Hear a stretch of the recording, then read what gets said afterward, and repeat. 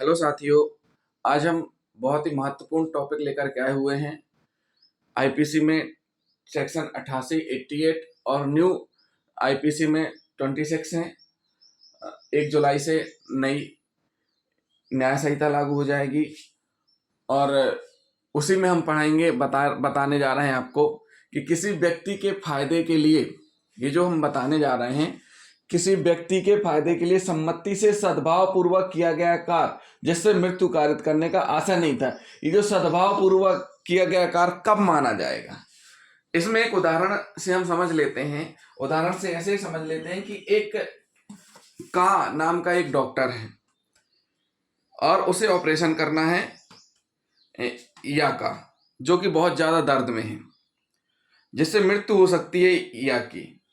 लेकिन मृत्यु कारित करने का आशय ना रखते हुए, मतलब जो डॉक्टर है उसका आशय मृत्यु कारित ना करते हुए सद्भाव पूर्वक या का ऑपरेशन करना है और इस स्थिति में वह ऑपरेशन करता है और उसकी डेथ हो जाती है, तो उसको अपराध नहीं माना गया।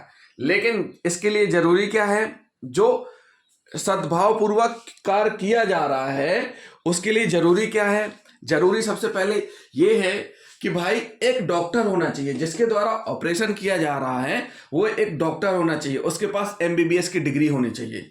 एक डॉक्टर एक विशेषज्ञ होना चाहिए, मतलब उसके अंदर स्पेशलिस्टी होनी चाहिए उस चीज के लिए। किस चीज के लिए? बीमारी की और इंस्ट्रूमेंट की। मतलब जिस बीमारी का वो ऑपरेशन कर रहा है उसको उसका नॉलेज होना चाहिए, उसका प्रशिक्षण हो, उसका अनुभव एक्सपीरियंस होना चाहिए कि पता चले कि हड्डी का डॉक्टर है और दूसरा ऑपरेशन कर दे।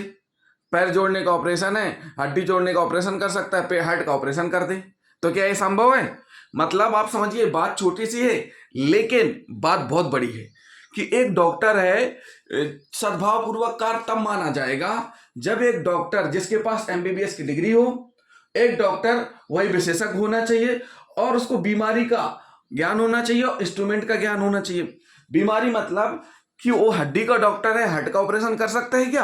अगर हड्डी का डॉक्टर हार्ट का ऑपरेशन करे, इसमें डेथ हो जाए, तो सीधी सी बात है, सद्भाव पूर्वक कहां हुआ? ये तो अपराध हुआ ना। इसी प्रकार अगर मान के चलिए जो इंस्ट्रूमेंट लगने हैं वो इंस्ट्रूमेंट उसके पास नहीं है, इंस्ट्रूमेंट का ज्ञान ही नहीं है, उसको पता ही नहीं कि किस प्रकार से काटना है, कैसे नहीं काटना है, गलत तरीके से काट दिया तो भी अपराध है। जो भी एक डॉक्टर है, ऑपरेशन की सारी सुविधाएं मौजूद होनी चाहिए। जब डॉक्टर ऑपरेशन कर रहा हो तो ऐसी जगह ऑपरेशन करेगा जहां पर ऑपरेशन की सारी चीजें, दवाई, इंस्ट्रूमेंट, जितने भी उपकरण है वो सारे के सारे वहां मौजूद हो। ऐसा नहीं है कि कहीं प्राइवेट क्लिनिक में बैठ के ऑपरेशन करने लगे। प्रॉपर वे में एनेस्थीसिया दिया जाएगा, प्रॉपर वे में उसको बेहोश किया जाएगा, प्रॉपर वे में सारी चीजें होंगी। तो जहां ये सारी चीजें प्रॉपर वे में होंगी वहां सद्भाव पूर्वक माना जाएगा। कैसे?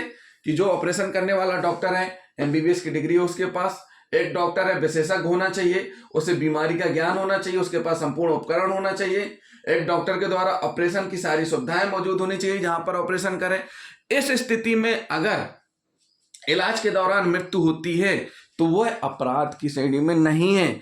अगर यही चीज एक ऐसे डॉक्टर द्वारा की जाती है जिसे कहते हैं झोला छाप डॉक्टर, उसके द्वारा ये सारी चीजें की जा रही हैं, जैसे बीमारी का ज्ञान नहीं है, जो विशेषज्ञ नहीं है, तो वो अपराध है।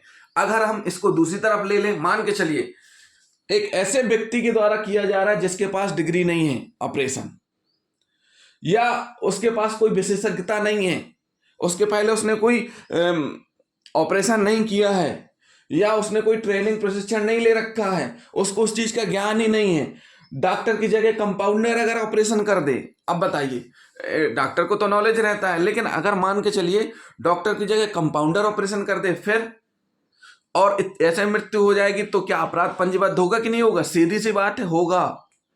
क्यों? क्योंकि ये जो सद्भाव पूर्वक लिखा हुआ है ना, सद्भाव पूर्वक के लिए जरूरी है उस चीज का नॉलेज होना, तभी माना जाएगा कि हाँ वो सद्भाव पूर्वक कर रहा था। अगर उस चीज का उसको नॉलेज नहीं है फिर भी वह यह जानते हुए काम कर रहा है तो वहां वह अपराध कर रहा है। तो साथी एक और हम उदाहरण ले लेते हैं। जैसे कोई व्यक्ति है जिसको कंप्यूटर का ज्ञान नहीं है और वो कंप्यूटर का कार्य करने लगे, तो फिर वो कहे कि, और वो सारी चीजें लिखा पढ़ी में करें, तो भी वो गलत है। मतलब सीधी सी बात है, जिस व्यक्ति को जो नॉलेज होना चाहिए, जिसके पास वो डिग्री होनी चाहिए, वही वो काम करेगा। ऐसा भी नहीं है कि कोई कंपाउंडर है उसके पास डिग्री नहीं है, भले नॉलेज है। डॉक्टर की जगह कोई कंपाउंडर ऑपरेशन कर रहा है, उसके पास एमबीबीएस की डिग्री नहीं है और उसके पास वो सारी चीज़ें विशेषज्ञता नहीं है, तो अगर वो ऑपरेशन करता है, सक्सेस हो गए तो ठीक है, अगर कोई मृत्यु कारित हो गई तो भी अपराध है। भले आपके पास अनुभव है, आपको ज्ञान है, लेकिन डिग्री होना चाहिए। ऐसे ही जो भी क्लोन सीडी तैयार करते हैं, उनके पास क्लोन सीडी तैयार करने का प्रशिक्षण DEFR, जो भी फर्स्ट DEFR है, जो फर्स्ट प्रिजर्वेशन करता है, उसके पास तकनीकी ज्ञान होना जरूरी है। अगर वह उसके पास तकनीकी ज्ञान नहीं है, कंप्यूटर का ज्ञान नहीं है, तो उसके द्वारा तैयार की गई सीडी मान्य नहीं होगी, वो एक प्रकार से अपराध माना जाएगा। जैसे इसमें कि डॉक्टर की जगह कंपाउंडर ऑपरेशन कर रहा है, मतलब करना चाहिए किसको? डॉक्टर को नॉलेज होता है, ना कि कंपाउंडर को। कंपाउंडर को ज्ञान हो सकता है, लेकिन उसके पास डिग्री नहीं है। डिग्री होने के साथ साथ ज्ञान भी जरूरी है। वही व्यक्ति कार्य करे जिसके पास डिग्री है और ज्ञान है। बिना डिग्री और ज्ञान के अगर कार्य किया जाता है, उससे किसी प्रकार की क्षति होती है, तो वो अपराध की श्रेणी में मानी जाएगी।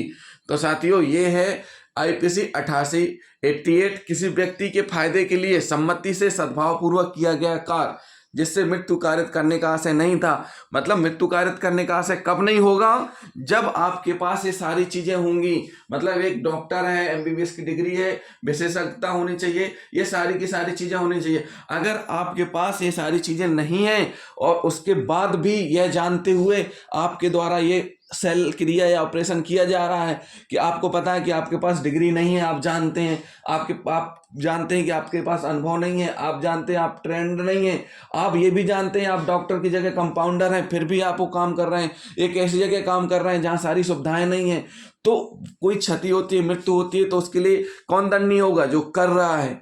तो साथियों, आप हमारी बात को समझ चुके हैं, हमने आपको समझा दिया है कि हम बात किस प्रकार की कर रहे हैं और कहाँ की कर रहे हैं। हमने बहुत बड़ी बात बोल दी है, अब समझना आपका काम है। तो जिन साथियों ने हमारा चैनल अभी तक सब्सक्राइब नहीं किया है, तो सबसे पहले हमारे चैनल को सब्सक्राइब कर लें और वीडियो को दोस्तों शेयर करना ना भूलें, बहुत ज़्यादा शेयर करिए ताकि सभी को न्याय मिल सके। थैंक यू दोस्तों।